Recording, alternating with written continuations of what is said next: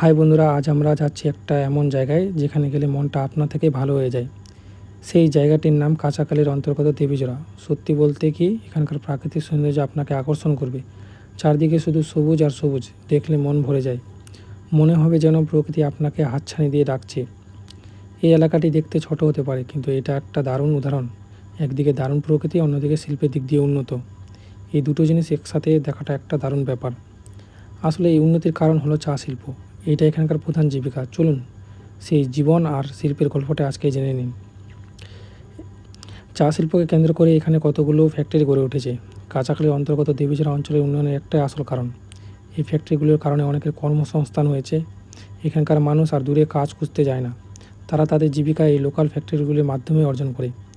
এটা এখানকার সবথেকে সুন্দর দিক। এখানকার চায়ের স্বাদটা কেন আলাদা? কারণ এই চায়ের মধ্যে আছে এখানকার মাটির গন্ধ আর মানুষের পরিশ্রমের ছোঁয়া। আপনারা অবশ্যই এখানকার চা একবার খেয়ে দেখবেন।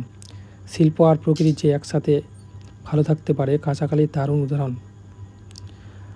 কাঁচাখালীর অন্তর্গত দেবীজোড়া সত্যি প্রাকৃতিক দিক দিয়ে যেমন সুন্দর, তেমনি শিল্পের দিক দিয়ে উন্নত। শিল্পের কাজ দেখানো হলো, এবার দেখা যাক এখানকার প্রাকৃতিক আসল সৌন্দর্য। দেবীজোড়ার দিকে এগিয়ে যাচ্ছে। এ হলো দেবীজোড়া, এখানকার প্রাকৃতিক সৌন্দর্য আপনাকে আকর্ষণ করবে। চারিদিকে এত সবুজ আর ফ্রেশ বাতাস, যেন মনটা একদম হালকা হয়ে যায়। আমার গ্যারেন্টি, এখানকার পরিবেশ আপনাকে দারুণ শান্তি দেবে। দেবীজোড়া ঘুরে এলে আপনার মন সতেজ হয়ে যাবে। মন ভালো করার এর চেয়ে ভালো উপায় আর হয় না।